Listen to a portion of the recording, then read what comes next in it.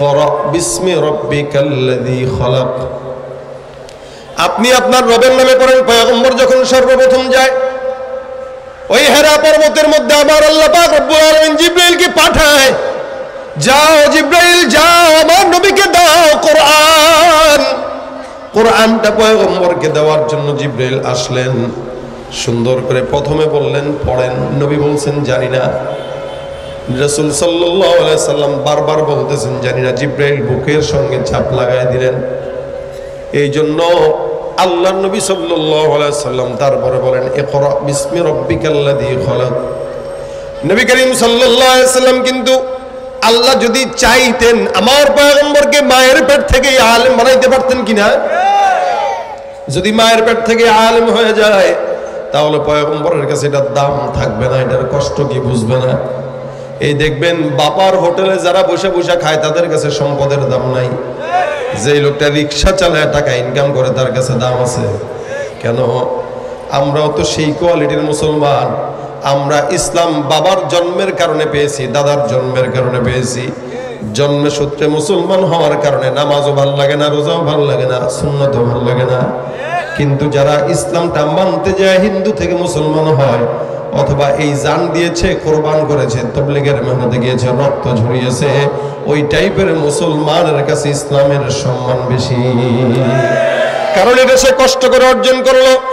যে সহজে যা কিছু পেয়ে যায় তার কাছে সম্মান নাই। কষ্ট করে যে জিনিসটা অর্জন করা হয় ওই জিনিসটার দাম বান্দার কাছে বেশি থাকে। আল্লাহ পাক চাইলে পয়গম্বরকে গর্ভ থেকে নিয়ে আলেম হাফেজ বানাইতে পারতেন, কোরআন সিনার মধ্যে দিতে পারতেন, কিন্তু না। আমার আল্লাহ পাক রব্বুল আলামিন পয়গম্বরকে কোরআনটা সিনার মধ্যে ঢুকায় জন্মগ্রহণ করার নাই। নবী বলেন আল্লামানি রব্বি ফাআহসানা তালিমি ওয়া আদাবানি রব্বি ফাআহসানা তাকদিবি। আমার পয়গম্বর ডাক দিয়া বলেন আমি তো জ্ঞানী ছিলাম না, উম্মি ছিলাম। উম্মি বলা হয় যে পড়ালেখা জানে না, লিখতেও জানে না, পড়তেও জানে না, এমন মানুষকে বলা হয় উম্মি। নবী করিম সাল্লাল্লাহু আলাইহি ওয়াসাল্লাম বলে হে আমার উম্মত শুনে রাখো, আমার ইলম ছিল না, জ্ঞান ছিল না। আল্লাহ পাক রব্বুল আলামিন দয়া করে আমাকে ইলম অর্জন করাইছেন, আল্লাহ পাক আমাকে ইলম শিখিয়েছেন। আমার আদব ছিল না, কিন্তু আসমানের মালিক রব্বুল আলামিন আমাকে আদব শিক্ষা দিয়েছে। তার মানে নবী করিম সাল্লাল্লাহু আলাইহি সাল্লামকে আল্লাহ পাক স্বয়ং শিক্ষক মুআল্লিম হয়ে আমার নবীকে আদব আর আখলাক আর ইলম শিক্ষা দিয়েছেন। সুবহানাল্লাহ। আমাদের নবী আলহামদুলিল্লাহ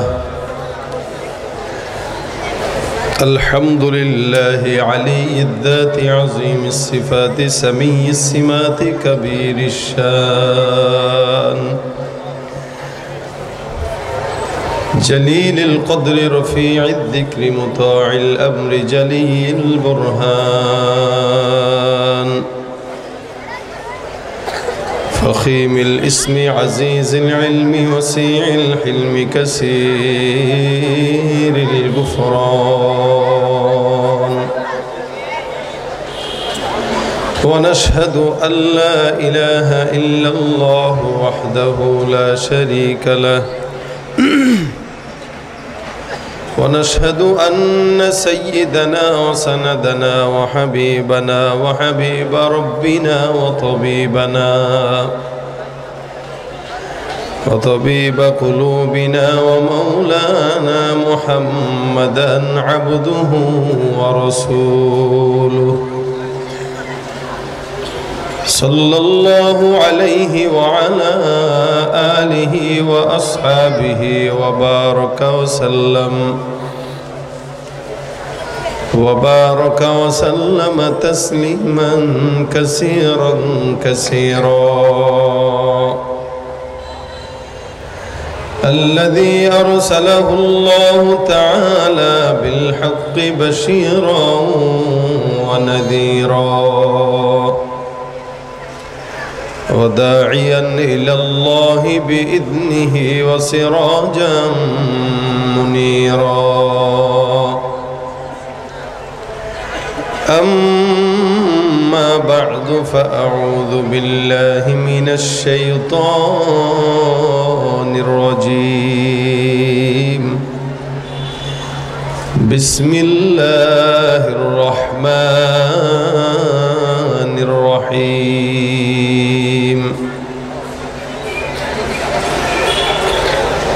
اقرأ باسم ربك الذي خلق وقال النبي صلى الله عليه وسلم طلب العلم فريضة على كل مسلم أو كما قال عليه الصلاة والسلام وقال تعالى إن الله وملائكته يصلون على النبي يا أيها الذين آمنوا صلوا عليه وسلموا تسليما زبان كل شغل درود شريف پڑھی اللهم صل على محمد وعلى آل محمد كما صليت على إبراهيم وعلى آل إبراهيم إنك حميد مجيد اللهم بارك على محمد وعلى آل محمد كما باركت على إبراهيم وعلى آل إبراهيم إنك حميد مجيد الحمد لله মাদ্রাসা রশিদিয়া লাকসামের উদ্যোগে আয়োজিত বার্ষিক ওয়াজ ও দোয়ার মাহফিলের আজকের সম্মানিত সভাপতি, উপস্থিত দিনপ্রিয় ইসলাম প্রিয় ভাইরা, আল্লাহ পাকের দরবারে লাখো কোটি শুকর ও সুজুদ যে রব্বে করিম দ্বীনি মাজমায় আমাদের সকলকে একত্রিত হয়ে আসার বসার তৌফিক দান করেছেন। কালিমাতুশ শুকর আদায় করি, জবান খুলে সকলে বলি আলহামদুলিল্লাহ। জোরে সরে জোরে বলেন আলহামদুলিল্লাহ। যতগুলো মানুষ আছেন ততগুলো মানুষ যদি আওয়াজ দিতেন স্বতঃস্ফূর্ততার সাথে, আওয়াজ এর চাইতেও 3 গুণ বেশি হতো। কিন্তু মানুষ আছেন, আওয়াজ নাই।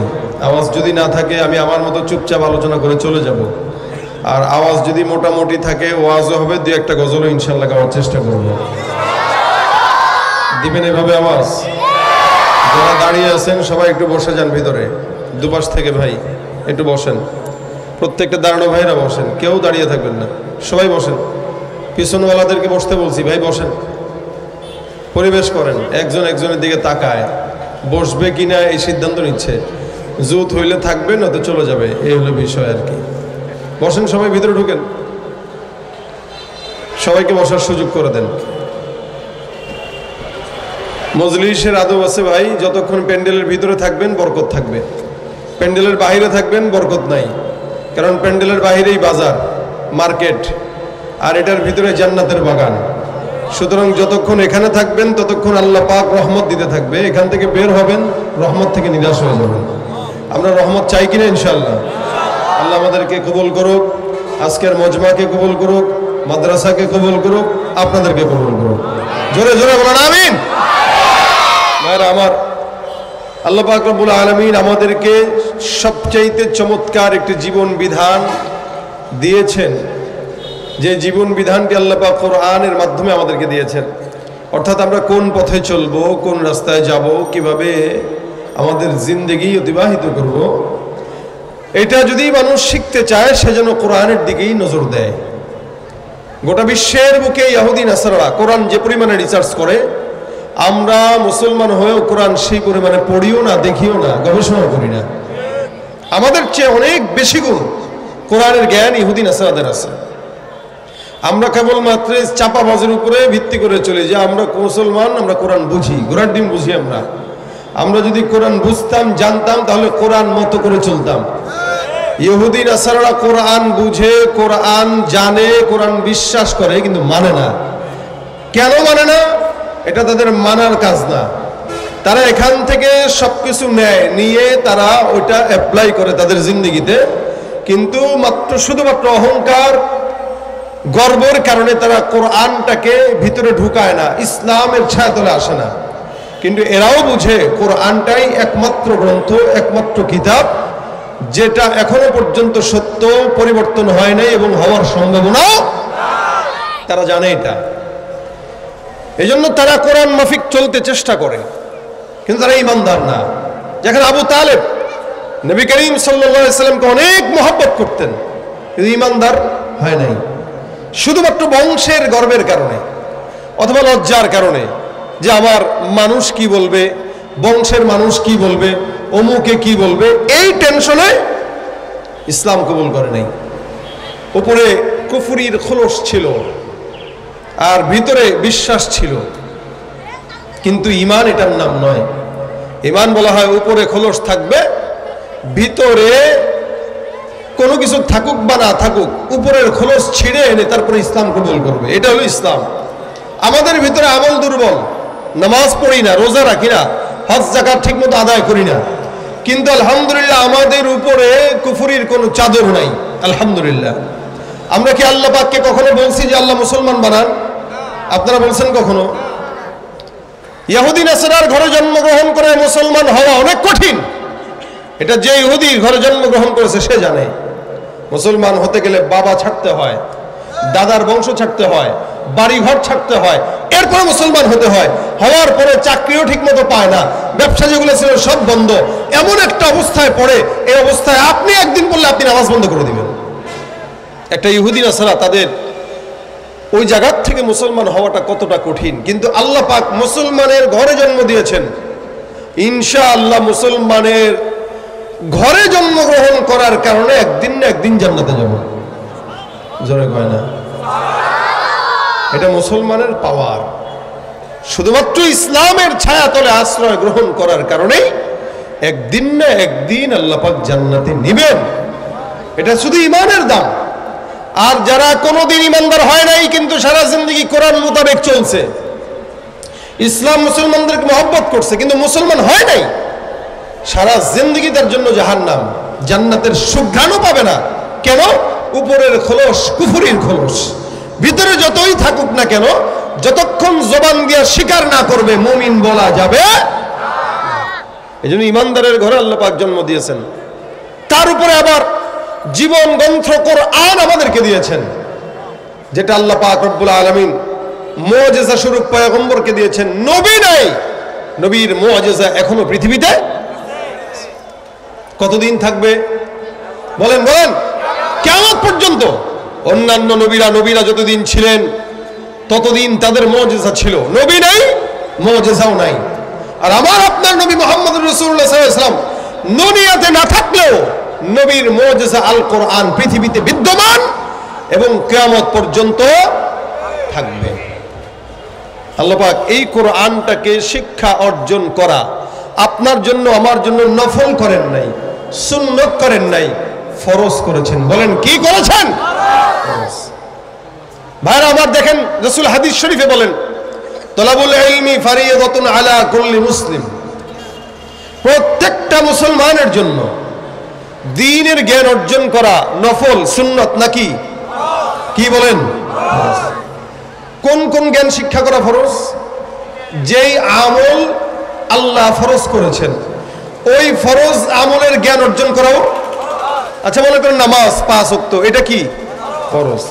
এখন নামাজ পড়তে গেলে নামাজের যত হুকুম হাকাম আছে, নামাজ ভঙ্গের কারণ আছে, ভিতরের বাইরের ফরজগুলো আছে, সুন্নতগুলো আছে, যা আছে, অর্থাৎ নামাজ কেন্দ্রিক যত জ্ঞান এটা অর্জন করাও কি ফরজ, কারণ নামাজটা ফরজ। হজ এটা ফরজ, সুতরাং হজ করার আগে হজের সকল হুকুম হাকাম জানাও কি ফরজ। যদি এই ফরজ না শিখেন হজ হবে না, এটা বাতিল হয়ে যাবে। নামাজের ফরজ যদি না শিখেন, নামাজের ওয়াজিব যদি না শিখেন, নামাজের সুন্নাহ যদি না শিখেন, নামাজ ঠিক মতো হবে না, বাতিল হয়ে যাবে। নামাজের কোরআন তেলাওয়াত শুদ্ধ করা নামাজ ভঙ্গের কারণ, যদি কোরআন তেলাওয়াত শুদ্ধ না শিখেন নামাজ বাতিল হয়ে যাবে। এই কারণে যেই এলেম, যেই আমল আল্লাহ পাক ফরজ করেছেন ওই আমলের এলেম অর্জন করাও আল্লাহর নবী ফরজ বলেছেন। তাহলে নামাজের জ্ঞান অর্জন করা কি? নামাজ পড়তে গেলে তেলাওয়াত লাগে কি লাগে না? কোরআন শিক্ষা করা কি? এটা কি শুধু হুজুরের জন্য ফরজ? কথা বলেন। আপনাদের জন্য তো ফরজ নাকি? একটা ইঞ্জিনিয়ারের জন্য ফরজ, ডাক্তারের জন্য ফরজ, আলেমের জন্য ফরজ, কৃষকের জন্য ফরজ, মুচির জন্য ফরজ, ব্যবসায়ীর জন্য ফরজ, যার নামের আগে ইমানদার লেখা প্রত্যেক প্রত্যেকটা মুসলমানের জন্য। যদি না শিখে, বলেন না শিখলে কি হবে? বলেন না, গুনাহগার হবে। ফরজ তরক মানে ফরজ তরকের গুনাহ, ফরজ ছাড়লে যেই গুনাহ ওই গুনাহ, কারণ এটা ফরজ। এ শুধু মুসলমানের জন্য না, মুসলমান নরের জন্য না, নারীর জন্যও কি ফরজ। বাংলাদেশের মুসলমানের জন্য ফরজ, আমেরিকার মুসলমানের জন্য ফরজ, লন্ডনের মুসলমানের জন্য ফরজ। এই কারণে গোটা বিশ্বের যেখানেই যাবেন না কেন, তেলাওয়াতে সূরা ফাতিহা একই সবার তেলাওয়াত, নাকি ভিন্ন আছে?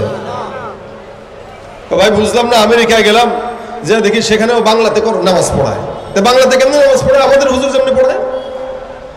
তার মানে গোটা বিশ্বের বুকে কোরআন একটাই, এর একটা কোরআনই গোটা বিশ্বের যত মুসলমান আছে সবার জন্য শিক্ষা অর্জন করা ফরজ। যে শিক্ষা অর্জন না করবে সে গুনাহগার। এই কারণে আল্লাহ বলেন ইকরা, পড়ো। আল্লাহ পাক মানুষকে সর্বপ্রথম পড়ার কথা বললেন। আর রহমান আল্লামাল কোরআন, দেখেন বানায়ও নাই মানুষ, তারপরে বলতেছে খলাকাল ইনসান। আর রহমান আল্লামাল কোরআন খলাকাল ইনসান। রহমান যিনি আগে মানুষকে কোরআন শিখিয়েছেন, তারপরে মানুষ বানিয়েছেন। সুবহানাল্লাহ। তার মানে কোরআন না শিখলে আপনি মানুষ না, আপনি জানোয়ার। কোরআন শিখবেন আগে, মানুষ হবেন তারপর। যে কোরআন শিখলো না, বড় ইঞ্জিনিয়ার ডাক্তার শিক্ষিত হতে পারে, মানুষ হতে পারে নাই। কথা বলেন ঠিক কিনা? দুর্নীতির ওই আখড়ায় বসে জাহির করে জ্ঞান, কলম দিয়ে কামায় টাকা, ধরে সাধুর ভান। ওরা শিক্ষিত শয়তান, ওরা শিক্ষিত শয়তান, ওরা শিক্ষিত শয়তান।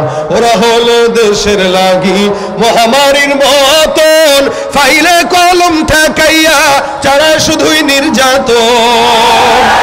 ওরা হলো দেশের লাগি মহামারীর মতন, ফাইলে কলম ঠেকাইয়া চালায় তারা নির্যাতন। ঘুষের টাকায় ওদের বুড়ি, ঘুষের টাকায় ওদের বুড়ি করে যে টান টান। ওরা শিক্ষিত শয়তান, ওরা শিক্ষিত শয়তান, ওরা শিক্ষিত শয়তান। ঠিক কিনা? যেখানে যাই ভেজালেতে ভরে গেছে দেশটায়, ব্যবসায়ীরা ওরা তারাতি কালো টাকায় হাত রাঙায়। ভেজাল থেকে বাঁচতে হলে, ভেজাল থেকে বাঁচতে হলে খোলা রাখো কান। ওরা কি? ওরা শিক্ষিত শয়তান, ওরা শিক্ষিত শয়তান, ওরা শিক্ষিত শয়তান। আলেম নামেও কত দেখো টাকার মোহে পড়িয়া, স্বার্থের পিছে দৌড়াইতেছে কোরআন হাদিস ছাড়িয়া। আবার জিহাদ ছেড়ে কেউ বা ধরছে, জিহাদ ছেড়ে কেউ বা ধরছে দরবেশেরই ভান।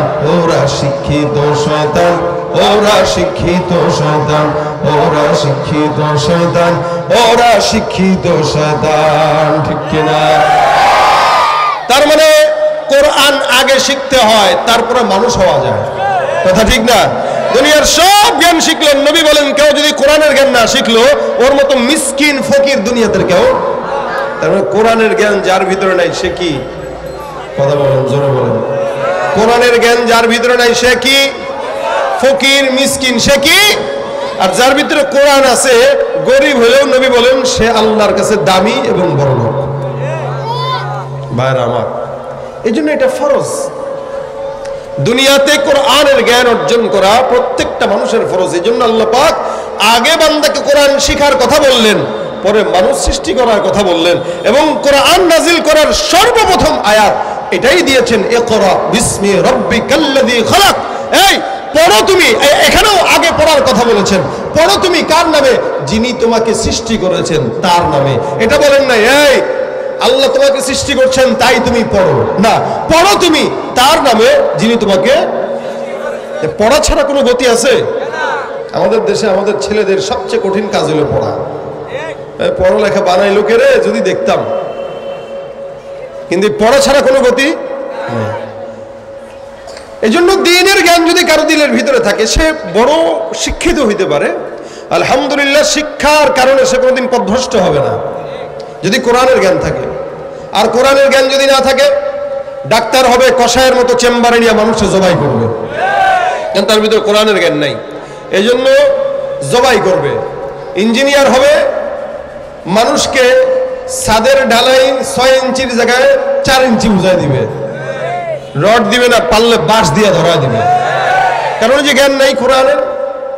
এজন্য কোরআনের মুদ্রা জ্ঞান, যেটা একদম মূল যেই জ্ঞান, ওই জ্ঞানটা যদি আগে কেউ অর্জন করে তারপরে ডাক্তার হয়, ইনশাআল্লাহ ওর ভিতরে কোরআনের সম্মানের কারণে, কোরআনের আজমতের কারণে ডাক্তার হবে, কসাই হবে না। কোরআন যেখানে আছে ওই জায়গা দামি। কোরআনের কারণে আমার দাম, কোরআনের কারণে একটা বাচ্চার দাম।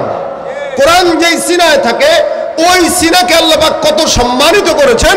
নবী বলেন, ইন্নাল মালাইকাতা লা তাদউ আজনিহাতাহা রিদাল লিতালিবিল ইলম। কোন ইমানদার, কোন তালিবুল ইলম কোরআন যখন সিনায় থাকে আর সে যখন রাস্তা দিয়ে হেঁটে যায়, তা আল্লাহ পাক রব্বুল আলামিন তার সম্মানার্থে তার পায়ের নিচে পাখনা বিছায় দেয়। কার? বলে ফেরেশতা।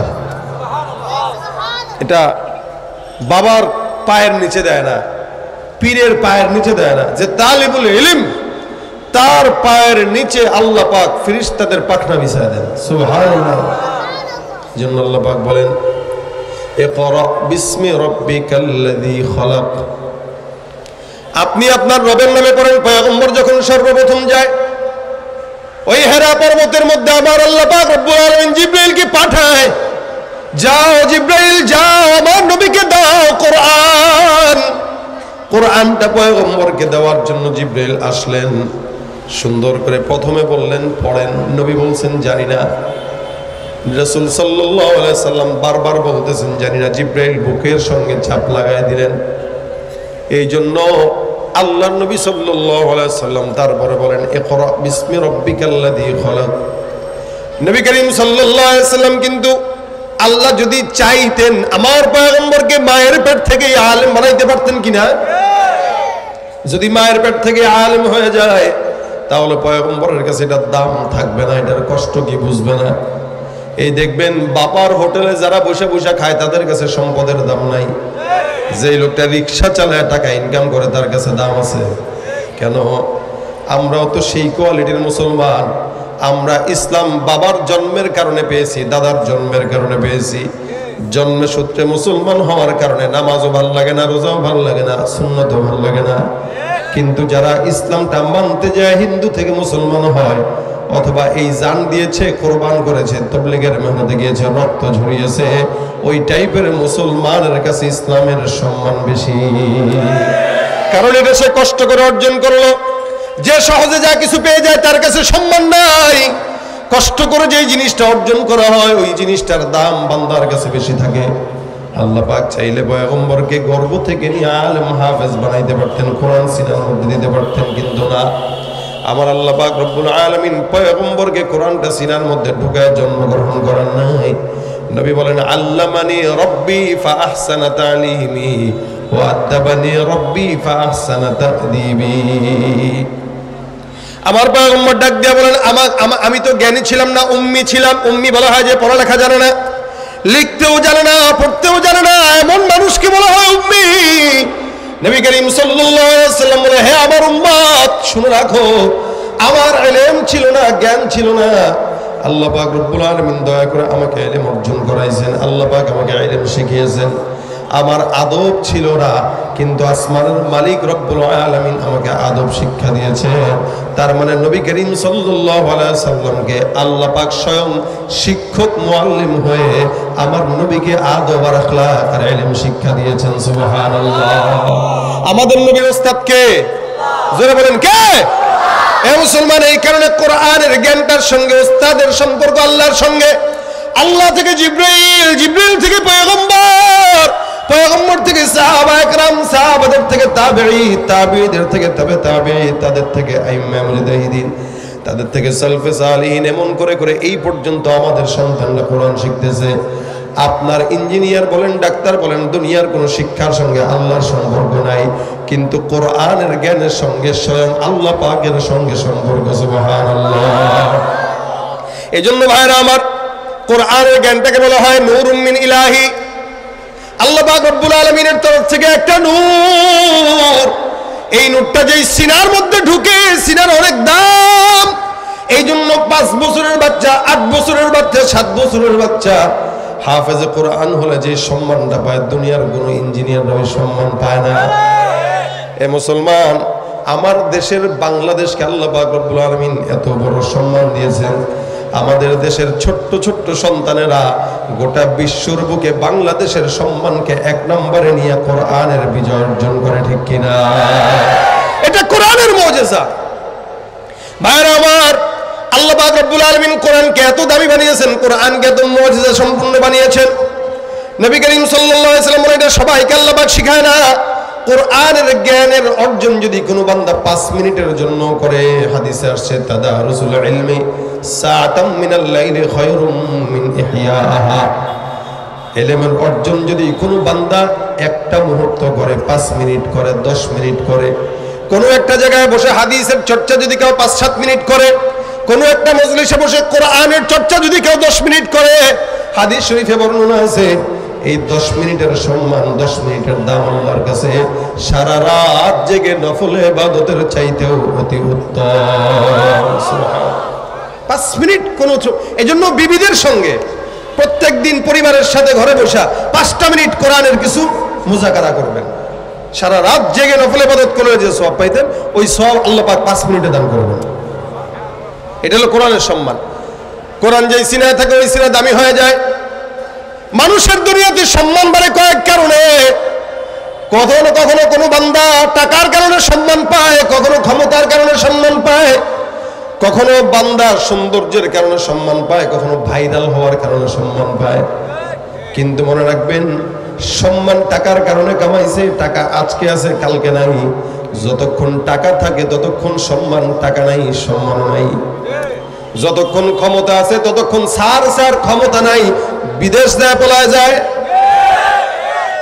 কই এখন তো কেউ ডাকেও না, শুনেও না, নামও বলতে পারে না, ঠিক কিনা? জোরে কর। মানুষের সামনে কইতেও পারে না আমি অমুক জায়গার, এই কইলে কিন্তু একটা জোতার বাড়িও নিচে পড়বে না, ঠিক কিনা? ক্ষমতা যতদিন ছিল সম্মান ততদিন ছিল, ক্ষমতা নাই বেল নাই। কি নেই? কি নেই? এত বছর ক্ষমতা ছিল, এত বছর ক্ষমতা থাকার কারণে বেল ছিল, এখন ক্ষমতা নাই বেলও। কিন্তু এত বছর যারা ইসলামের সাথে রাজনীতি করছে, ইসলামী রাজনীতি করেছে বা যাই করেছে, এদের কি বেল আছে? তো ইনশাআল্লাহ। এত বছর যাদেরকে পায়ে বেড়ি পড়িয়ে জেলখানায় নিক্ষেপ করা ছিল, আলহামদুলিল্লাহ বলেন তো সম্মান বাড়ছে না কমছে? কিসের কারণে বলেন? কিসের কারণে? বাইরে আমার সম্মান থাকলে, যদি বান্দার ক্ষমতা থাকে সম্মান থাকে, ক্ষমতা নাই সম্মান নাই। কিন্তু ক্ষমতার ব্যাপারে কেউ এই গ্যারান্টি দিতে পারবে না আমার ক্ষমতা 100 বছর থাকবে, গ্যারান্টি দিতে পারবে? চাইছিল 2040 পর্যন্ত থাকবে, পারছেনি? আমরাও তো কল্পনা করি না, আপনারা করছেন, তারা করছে, পারেই নাই কল্পনা করতে, মনে করছে আমি তো বসে গেছি। কিন্তু গ্যারান্টি নাই, ক্ষমতার গ্যারান্টি নাই। ক্ষমতা আজ আছে কাল থাকবে না, টাকা আজ আছে কাল থাকবে না। দুনিয়ার মানুষের সৌন্দর্য এখন আছে কালকে নাই। এই কারণে টাকা যতদিন, সম্মান ততদিন টাকাও নাই, সম্মানও নাই। ক্ষমতা যতদিন, সম্মান ততদিন ক্ষমতা নাই, সম্মানও নাই। সৌন্দর্য যতদিন, সম্মান ততদিন সৌন্দর্য নাই, সম্মানও নাই। আচ্ছা বলেন তো, টাকা আজীবন থাকবে গ্যারান্টি আছে? সম্মান আজীবন থাকবে গ্যারান্টি আছে? ক্ষমতা আজীবন থাকবে গ্যারান্টি আছে? সৌন্দর্য আজীবন থাকবে কোনো গ্যারান্টি আছে? এ মুসলমান, আজকের ক্ষমতা যত বাড়বে দেখবেন শত্রু তত বাড়ে, আবার টাকা যত বাড়ে চতুর্দিকে শত্রু তত বাড়ে। সৌন্দর্য যত বাড়ে মানুষের নজর তত লাগে। মুসলমান নবীর উম্মত যার মধ্যে কোরআনের জ্ঞান থাকে, ইনশাআল্লাহ কোরআনের জ্ঞানের কারণে শত্রু নয়, বান্দার বন্ধু বাড়ে। এমন তো নয় কোরআন আজকে আছে কালকে না, এরকম হয় নাকি?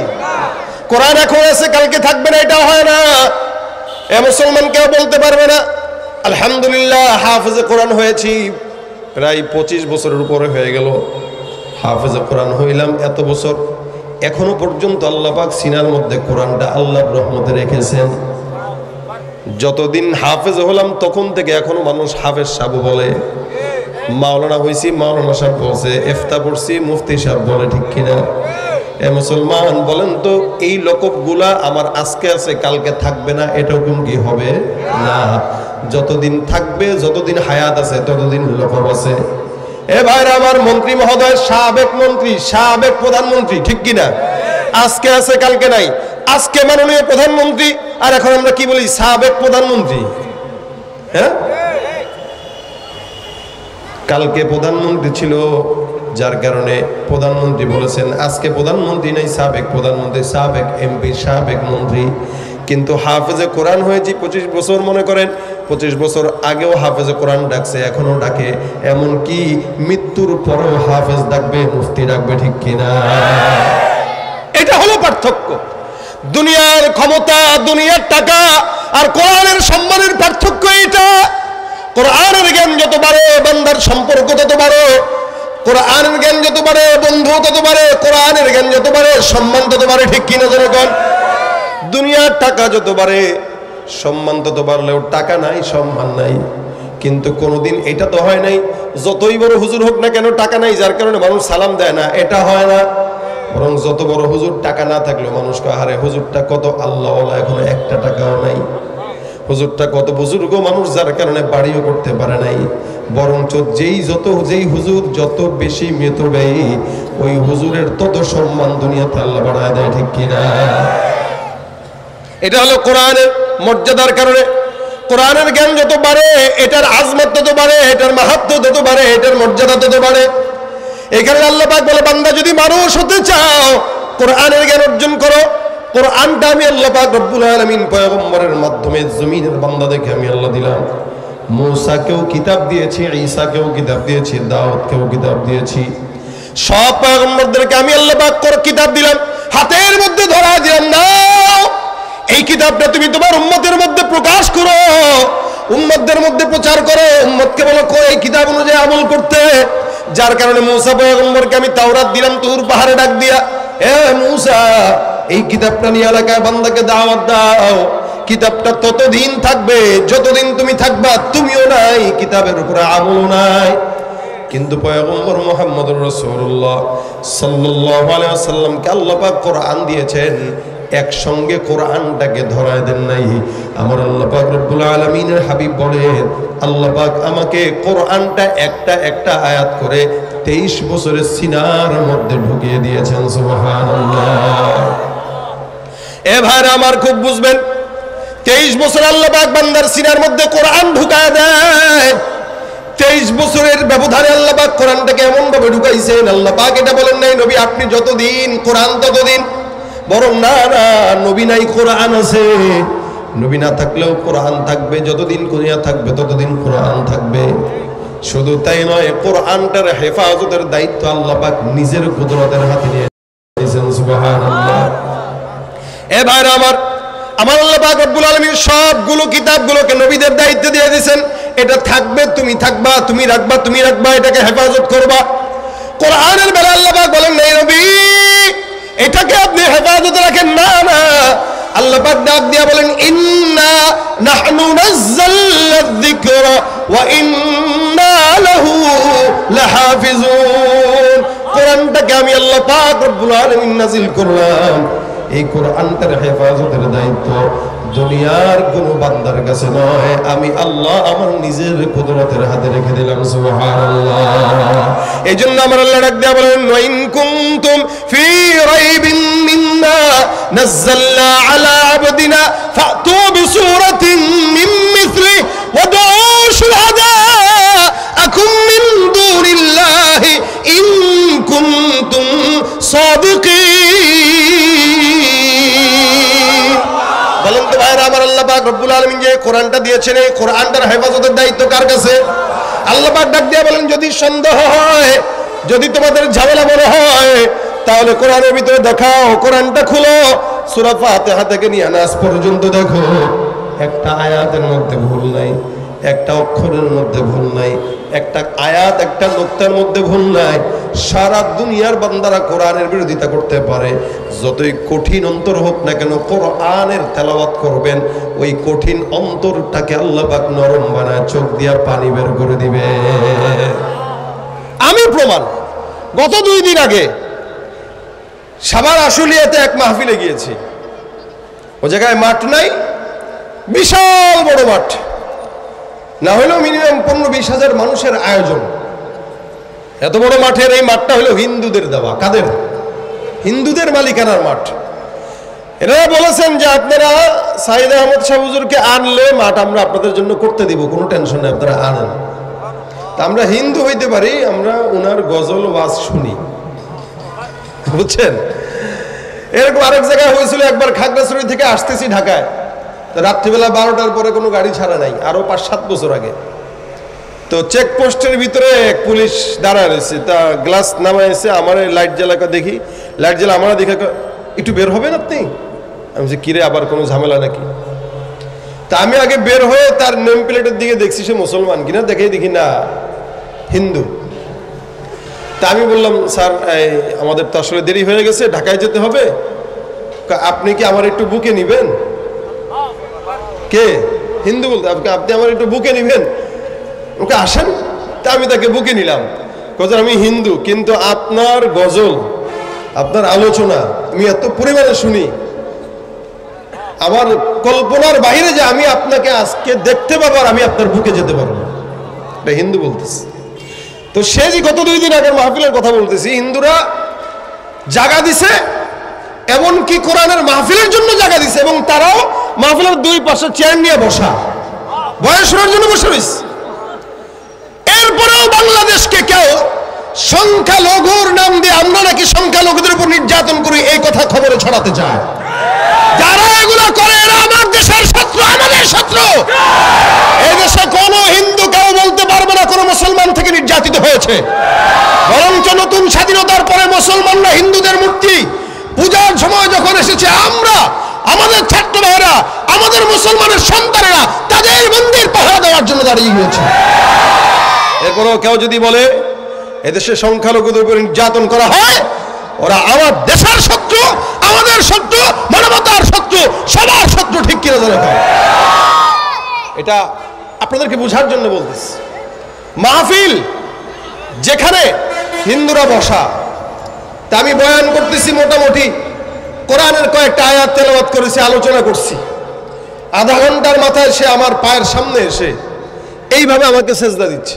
এটা তার ধর্মের শিক্ষা, তার ধর্মের শিক্ষা অনুযায়ী সে আমার পায়ের কাছে এসে ঝুঁকে এরকম করতেছে। আমি বললাম, ভাই আমি তার বুঝি না এটা কে। তাই আমি বললাম, ভাই এরকম করেন না। যখন সে এরকম করছে তখন বুঝতে পারছি যে সে হিন্দু ভাই। আমি বললাম, ভাই ঠিক আছে, কি নাম? দেখি তার চোখে টলটল করতেছে পানি। আমি বললাম, নাম কি? দেখবেন কিছু চরমনের পাগল আছে, যখন নাকি আল্লাহ ওলামা একরামরা বয়ান টয়ান করে, কোরআনের কিছু আয়াত বা জিকিরের কথা শুনলে এদের হুঁশ থাকে না, নিজে ভুলে যায়। আমি লক্ষ্য করছিলাম এই হিন্দুর অবস্থা এরকম হয়ে গেছে। সে এরকম করতেছে। আমি বললাম, ভাই নাম কি? কোনো নাম নাই, পরিচয় নাই। সুবহানাল্লাহ। তার চোখে পানি। কোনো নাম নাই, পরিচয়। ভাই বারবার উঠেন না, কোনো নাম নাই, কোনো পরিচয় নাই। আমি লক্ষ্য করলাম তার চোখে পানি, তার মানে আল্লাহর কোরআনের আয়াত তার অন্তরকে নরম করে তার চোখ দিয়ে পানি বের করতে বাধ্য করছে। তখন সে দাঁড়ায় আছে, একজন বলল, হুজুর এটাই মাঠের জায়গাওয়ালা। আমি তার জন্য কি দোয়া করব? হিন্দু মানুষ, সরাসরি তো দোয়াও করা যায় না, আল্লাহ মুসলমান বানায় দাও। খালি বললাম, আল্লাহ তুমি তাকে তোমার পছন্দ মতো ইমানের নূর দান করো। তো সেও দেখলাম অন্যজনের সাথে আমিন বলল। ওই যে পরিবেশের একটা ব্যাপার আছে না, পরিবেশের সবাই বলতেছে আমিন, সেও বলতেছে আমিন। আমি বলতেছি আস্তাগফিরুল্লাহ, সেও দেখি সাইড দিয়ে বলতেছে আস্তাগফিরুল্লাহ। আমি লাস্টে তাকে আবার দোয়া করে দিলাম। বয়ান শেষে সে আমার কপালে চুমা খায়, হাতে চুমা খায়, বুকে নেয়, গাড়ি আগায় দেয়। আমি রাত্রে এসেও তো আমার নামাজ পড়ে তার জন্য দোয়া করছি, আল্লাহ ওই লোকটারে তুমি হেদায়েতের নূর দিয়ে দাও। এটা হলো কোরআনের মুজিজা। আবু জাহেল, উতবা, সাইবা এমনি পাগল ছিল না। রাসূলকে তারা জানতো, বিশ্বাস করত, কিন্তু মানতো না। নবী করিম সাল্লাল্লাহু আলাইহি ওয়াসাল্লাম রাত্রেবেলা নামাজে তেলাওয়াত করতেন। তো মক্কার আবু জাহেল ঘোষণা করে দিয়েছিল, খবরদার কেউ তেলাওয়াত শুনতে যাবে না, কারণ মুহাম্মাদের তেলাওয়াত বড় খতরনাক। ও তেলাওয়াত করলে সব পাগল হয়ে যায়। রাসূলের তেলাওয়াত শুনলে বুঝেন, আল্লাহ পাক জান্নাতে আমাদেরকে নবীর তেলাওয়াত শোনাবেন। সুবহানাল্লাহ, আস্তে কয়। জান্নাতে আল্লাহ পাক নবীর তেলাওয়াত শোনাবেন ইনশাআল্লাহ। আমরা কানে শুনতে পাই নাই, কিন্তু জান্নাতে শুনবো। শুধু নবীর নয়, আল্লাহর নিজের কণ্ঠের তেলাওয়াত শুনবো ইনশাআল্লাহ। এটা আমাদের জন্য পুরস্কার থাকবে জান্নাতে। রাসূল করিম সাল্লাল্লাহু আলাইহি ওয়াসাল্লাম তেলাওয়াত করতেন। আবু জাহেল উতবা সাহেব বলতো, খবরদার কেউ যাবে না, কাছেও ঘেসবে না, আজ থেকে মুহাম্মদের তেলাওয়াত শুনতে যাওয়া হারাম। ঘোষণা করছে কে? মক্কার লিডার। রাত বেলা হয়ে গেছে, হঠাৎ করে রাত 3টা 2টা বাজে, পয়গম্বর ঘরের মধ্যে সুন্দর করে তেলাওয়াতে মগ্ন। এত সুন্দর তেলাওয়াত, হঠাৎ করে রাত গভীর হয়ে গেছে। কাফের বেঈমানেরা নিষেধ করাতে কেউ সাধারণ বান্দারা যায় না। আবু জাহেল চিন্তা করলো, রাত যেহেতু গভীর, কেউ যেহেতু আসবে না, এই সুযোগের মধ্যেই মুহাম্মদের তেলাওয়াত আমি একা একা যাই একটু মন ভরে শুনে আসি। আবু জাহেল রওনা হয়ে গেল তেলাওয়াত শোনার জন্য। এদিক দিয়ে আবু লাহাব একই চিন্তা করলো, আরো কয়েকজন নেতৃস্থানীয় বর্গ লোক একই চিন্তা করে সবাই মুহাম্মদের ঘরের কিনারে হাজির। গভীর রাত, অন্ধকার রাত। অন্ধকার রাতে যখন তেলাওয়াত শোনা শেষ হয়ে গেল, নামাজ শেষ হয়ে গেল, বাসার দিকে রওনা হয়ে যাবে, অন্ধকারের মধ্যে একজনের সঙ্গে আরেকজনের ধাক্কা লেগে গেছে। এই ব্যাপারটা কি? তুমি কে? আবু জাহেল ডাক দেয়া কয়, আমি আবু জাহেল। তুমি কে? বলে, আমি আবু লাহাব। দুই লিডার একসঙ্গে ধরা খেয়ে গেছে। তুমি এখানে কেন? দেখতে আসছি, কেউ আসছে কিনা। আবু জাহেল কয়, সত্যি তুমি দেখতে আসছো? আমিও তো দেখতে আসলাম। হঠাৎ করে সামনে বাড়া দেখে আরেকজন লিডার। এ ভাই, তুমি কেন এখানে আসছো? গভীর রাতে নিষেধ করা হয়েছে। বলে, সত্যি করে কও, তোমরা কেন আসছো? লাত উজ্জার কসম। আবু জাহেল কয়, আমি আসলে লাত উজ্জার কসমের কথা বলছো, সত্য কথা তো বলাই লাগে। ভাবছিলাম মুহাম্মদের তেলাওয়াত শুনতে বাধা দেওয়ার পর কেউ মনে হয় আসবে না, যার কারণে মন ভরে তেলাওয়াত শোনার জন্য এই রাত্রিবেলা মুহাম্মদের ঘরের কিনারায় ঘুরঘুর করতেছি। আবু লাহাব ডাক দিয়া বলে, আবু জাহেল, মক্কার লিডার, এত বিরোধিতা করো, তারপরেও কোরআন তেলাওয়াত কেন শুনতে মন চায়? আবু জাহেল ডাক দিয়া বলে, আমার ভাইরা, আল্লাহর কসম, লাত উজ্জার কসম, মুহাম্মদের বিরোধিতা যতই করি না কেন, কিন্তু মুহাম্মদের তেলাওয়াত এত দিলের মধ্যে মজা লাগে, মুহাম্মদের তেলাওয়াতের মতো মজার তেলাওয়াত আর কোন জায়গায় শুনতে পাই না। এটা মুহাম্মদের তেলাওয়াতের একটা পাওয়ার। এই কারণে আল্লাহ পাক রব্বুল আলামিন তেলাওয়াতটাকে মুজিজা বানাইছেন, কোরআনকে মুজিজা বানাইছেন। এই পর্যন্ত যতবার নামাজ পড়লেন সূরা ফাতিহা আছে না নাই? জন্মের পর থেকেই নামাজ পড়তেছেন, বুঝার পর থেকেই নামাজ পড়তেছেন, এখনো পর্যন্ত পড়বেন, মৃত্যু পর্যন্ত পড়বেন। বলেন তো, একটা সেকেন্ডের জন্য কোনোদিন সূরা ফাতিহাকে খারাপ লাগছে? আচ্ছা বলেন তো, এরকম মনে হয়েছে কিরে এক সূরা বারবার প্রতিদিন মনে হয়েছে? এটা আলহামদুলিল্লাহ, এটা কোরআনের মুজিজা। বরঞ্চ এক এক ইমামের পিছনে এক এক রকম মজা, এক রকম পড়ে, ওই এক রকম পড়ে। আচ্ছা, আপনার সামনে যদি কেউ একটা কবিতাকেই বারবার পড়ে কয়, কিরে ভাই এক কবিতা কয়বার? আমরাও যদি একই ওয়াজ এখানে একবার করলাম, ওখানে এক লোক হুজুর দিয়ে একই ওয়াজ করে, ভাই কোরআনের কথাই তো। তা কোরআনের কথা, হাদিসের কথা একবার কেন 100 বার বললেও বা সমস্যা কি? বানায় তোর বলতে পারবো না, একই কথাই তো বলতে হবে। তারপরেও বলবে কিরে এই ওয়াজটা এখানে করতেছ।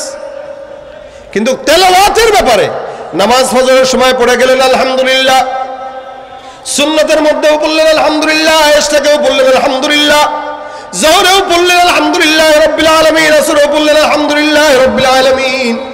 আপনার বাপেও পড়ছে, আপনার দাদাও পড়ছে, আপনার পরদাদাও পড়ছে, রাসূলও পড়ছে। কিয়ামত পর্যন্ত পড়বে। আল্লাহর কসম, কোন বান্দার কাছে কোরআনটাকে অতৃপ্ত মনে হবে না। এ ভাইরা আমার, এটা আমার কোরআনের মুজিজা।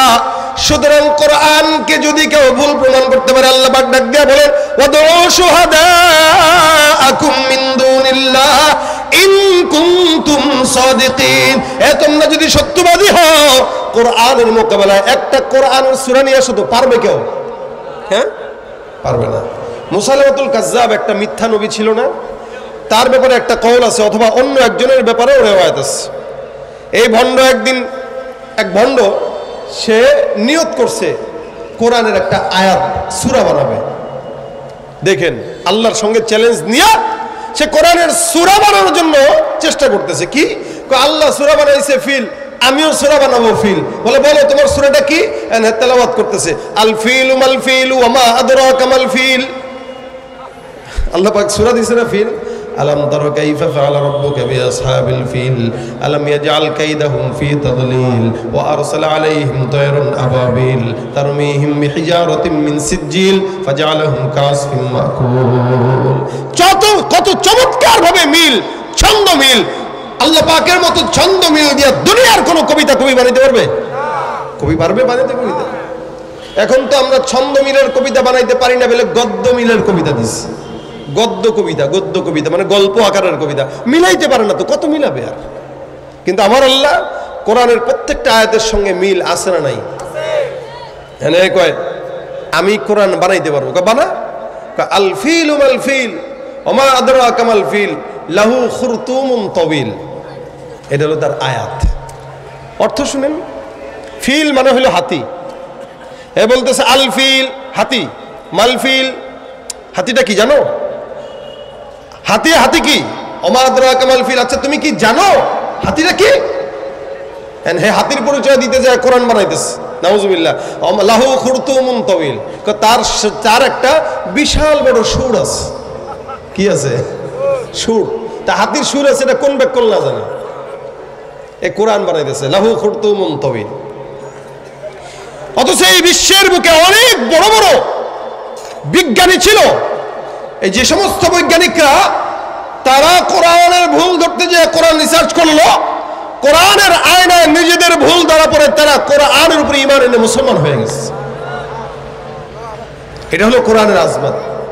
কোরআনের মুজিজাই হলো 5 বছরের বাচ্চা। আজকেও একটা নিউজে দেখলাম 49 দিনে একটা বাচ্চা হাফেজ হয়েছে। কয় দিনে? 49। এটা কোরআনের মুজিজা। এটা আপনার আমার জেহেনের মুজিজা না, আমাদের ব্রেন দুর্বল। ও ভাই, আপনারে একটা কবিতা মুখস্থ দিলে আপনি পারেন না।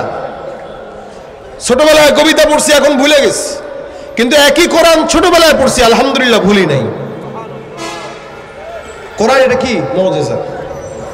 আল্লাহ পাক বলে এটা আমি পাহাড়কে দিছি, পাহাড় নিতে পারে নাই।